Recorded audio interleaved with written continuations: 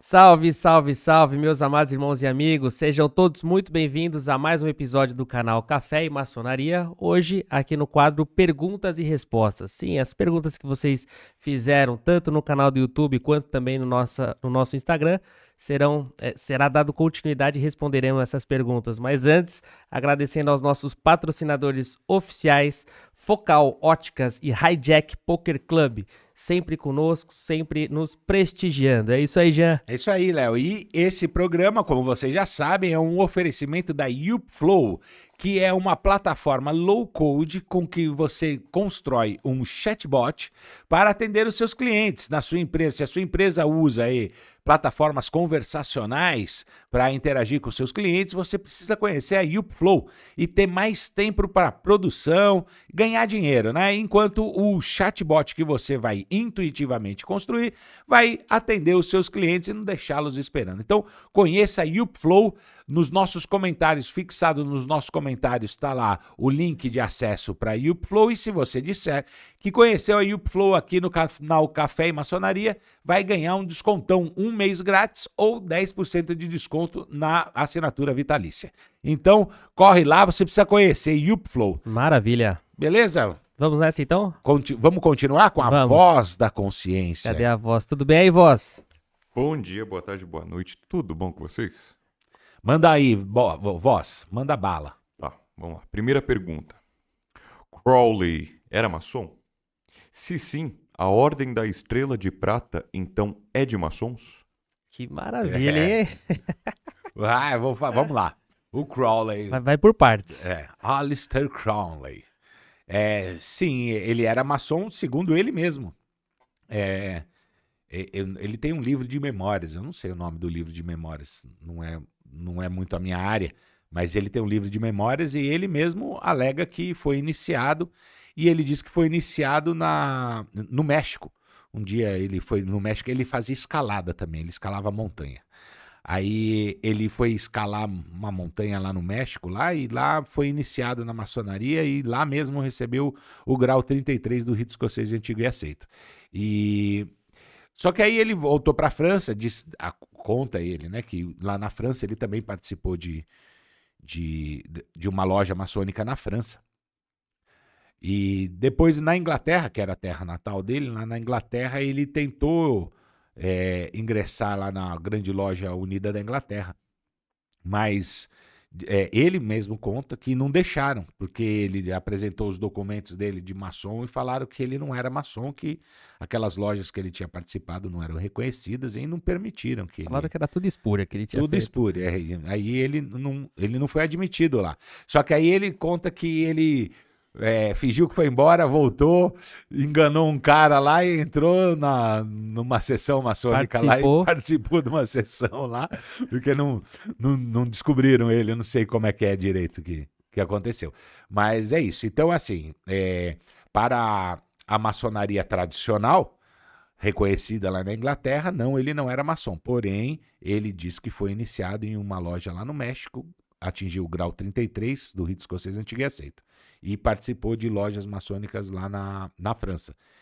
Essa é a trajetória dele na maçonaria. Agora, a respeito da Ordem da Estrela de Prata, tem uma sigla, a sigla em inglês eu não vou me lembrar, mas a Ordem da Estrela de Prata foi uma ordem que ele fundou com as mesmas bases hierárquicas da maçonaria. Mas não tem nada a ver com a maçonaria. Não era obrigado a ser maçom para ser da Ordem da Estrela de Prata, e nem quem era da Ordem da Estrela de Prata se tornava maçom. Era uma ordem distinta da maçonaria, assim como a gente já falou em outros episódios de outras ordens, né? Que não tem nada a ver com a maçonaria, mas eram ordens iniciáticas, ordens secretas ou ordens discretas, mas não eram da maçonaria. Alguns dizem que a Ordem da Estrela de Prata existe até hoje, mas pelo que eu já li, já ouvi a respeito, aí são ordens criadas recentemente, muitos anos depois da criação da... Né, a Ordem da Estrela de Prata teria sido descontinuada, e aí depois reviveram isso, fundaram outras ordens com o mesmo nome, se baseando nas mesmas coisas. Se não me engano, é isso mesmo, é baseado num livro que ele escreveu, que ele disse que um deus egípcio teria vindo, apareceu para ele lá e ditou para ele as leis. Ele escreveu um livro de leis, como se fosse uma Bíblia, ele escreveu. E aí a Ordem da Estrela de Prata seria baseado nesse livro, que quem ditou a ele foi um mensageiro de um deus egípcio. Eu também não lembro qual era o deus, mas era tipo, sei lá, Horus, alguma coisa assim. Teria ditado para ele, e aí ele escreveu esse livro, livro da lei, não sei como. Praticamente a história de Moisés. Ele tava indo bem. Mas aí depois tem outras histórias do Crowley também e tal. Bom, de qualquer forma, respondendo ele, se você entender que se ele foi iniciado, mesmo que numa loja não reconhecida, ele é maçom, então ele foi maçom. Se você entender que só poderia ser maçom aquele que tivesse em uma loja reconhecida, então não, ele não era maçom. E a Ordem da Estrela de Prata não faz parte da maçonaria, nada tem a ver com a maçonaria. Perfeito. Uma viagem muito louca, né? É muito louco. Esse Aleister Crowley é muito louco. E ele era discípulo, adivinha, de quem que ele adorava? Eliphas Levi. É isso aí. Mas outros também, né? Tinha lá a Madame Blavatsky e outros. Ele também fez parte de uma outra ordem que chamava Golden Dawn. E aí, eu vou contar essa história que é interessante. Ele era muito amigo de um cara que era o líder, o cabeção lá da Golden Dawn. Golden Dawn era a mesma coisa, era uma ordem iniciática, mística e de magia e não sei o quê.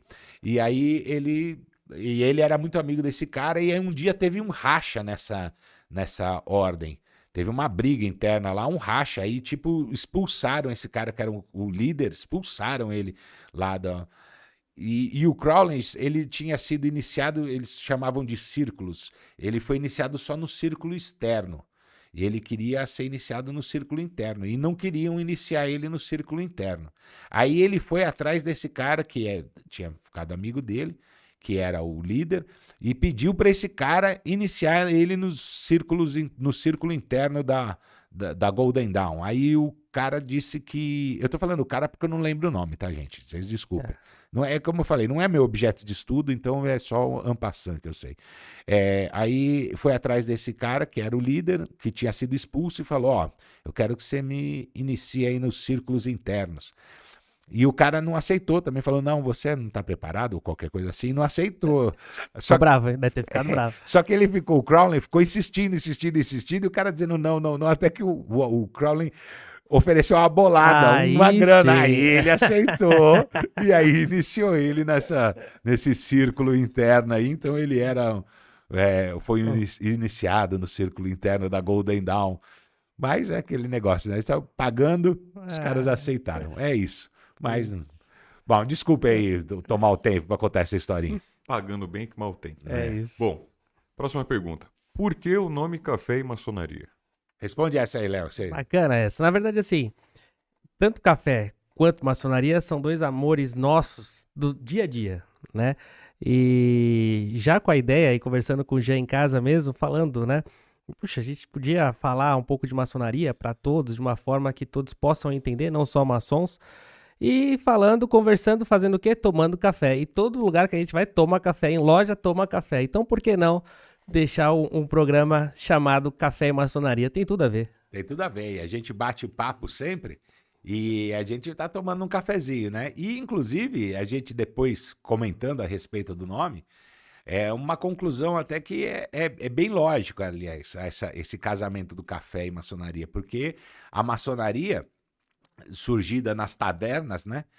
Lógico que os caras tomavam muito álcool, né? Tomavam bebida, porque era num bar, eles se reuniam em bares, né? Mas na Europa toda, os cafés eram muito famosos por reunirem pessoas sábios, né?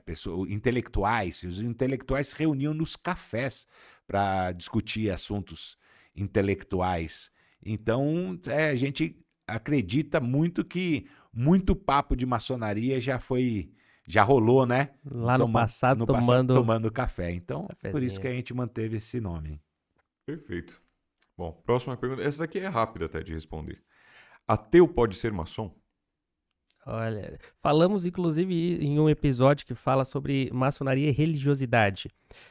Ateu não pode ser maçom. E não pode por quê? Porque ele não acredita em um criador, em um ser supremo. Na verdade, o entendimento dele é totalmente racional, que vive no presente sem ter a ideia de um ente superior. E para a maçonaria, independente da sua religião, precisa ter sim a fé, a crença em um criador. E por conta disso, o ateu não pode. Então, deixa eu fazer uma observação. Chegou uma outra pergunta recentemente. A pessoa assistiu lá o Religião e Maçonaria, o nosso episódio, né, de religiosidade e maçonaria, e ele fez uma pergunta lá, se aquele homem que acredita que segue o panteísmo, se ele poderia ser iniciado. O que seria o panteísmo, né? Alguma religião que tem um panteão de deuses, né? Eu, sinceramente, não conheço. Eu posso pensar as religiões hindus, né? Que tem Shiva, que é a principal, e tem várias características e tal. Então, aí agora, mas eu pensando, vamos dizer que o cara fosse um romano, que, né, acredita naquela religião dos romanos, né? Zeus, não sei se era... Isso era... grego. Zeus é romano ou é romano. grego? Eu não lembro. Acho que é mitologia grega. Mitologia grega. Bom, vamos dizer que essas religiões não existem mais, mas deve ter as religiões do norte da Europa, né, dos nórdicos, ainda deve ter alguma coisa assim. Então, vamos lá. Pensando nisso, eu vou usar como exemplo um panteão dos gregos ou dos romanos. Existe um deus principal e existem outros deuses. Esse é um panteão. Mas o deus principal, normalmente, é ele que criou tudo. Exato. Então, no fim, essa pessoa acredita, apesar de ele acreditar em vários deuses, ele acredita em um Deus, que é líder dos outros e que criou as coisas. Esse seria o Criador. Então, eu não vejo problema, né, ele ser aceito na ordem maçônica, porque ele acredita num princípio criador. E os outros deuses são deuses poderosos também, mas não são não sei se poderia dizer o primeiro deus, o que surgiu primeiro, ou qualquer coisa assim.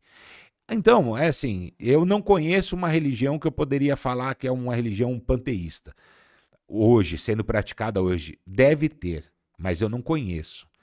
Agora, eu não vejo problema se for assim, né?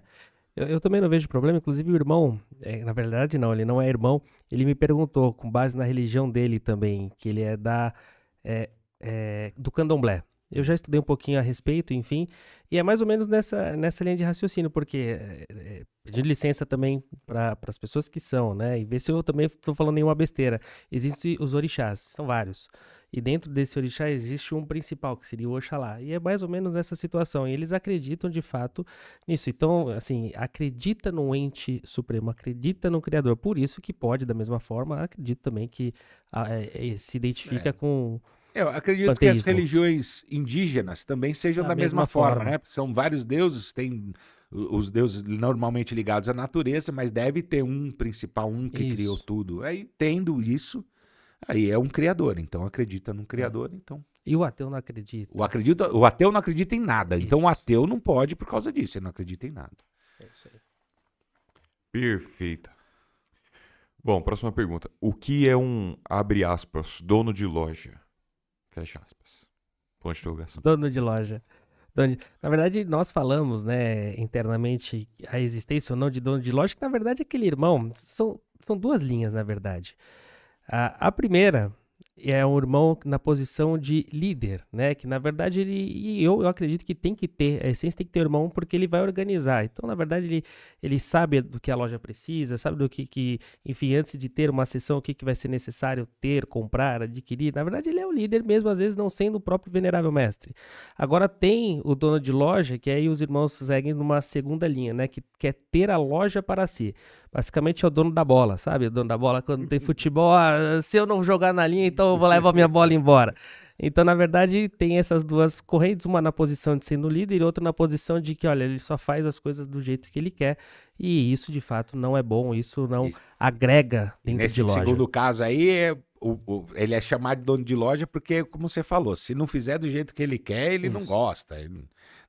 Então, tem isso. Então, mas tem essas duas vertentes aí. Eu também acho que uma loja que não tem um líder, então vamos chamar de dono de loja, uma loja que não tem um dono de loja, ela também não caminha bem, porque se não tiver alguém que se preocupa com ela por inteiro. Agora, esse dono de loja, nesse caso que é bom, ele pode ser passado de um para o outro, né? Normalmente com o venerável. Mas acontece muito de irmãos que são muito antigos na loja, né?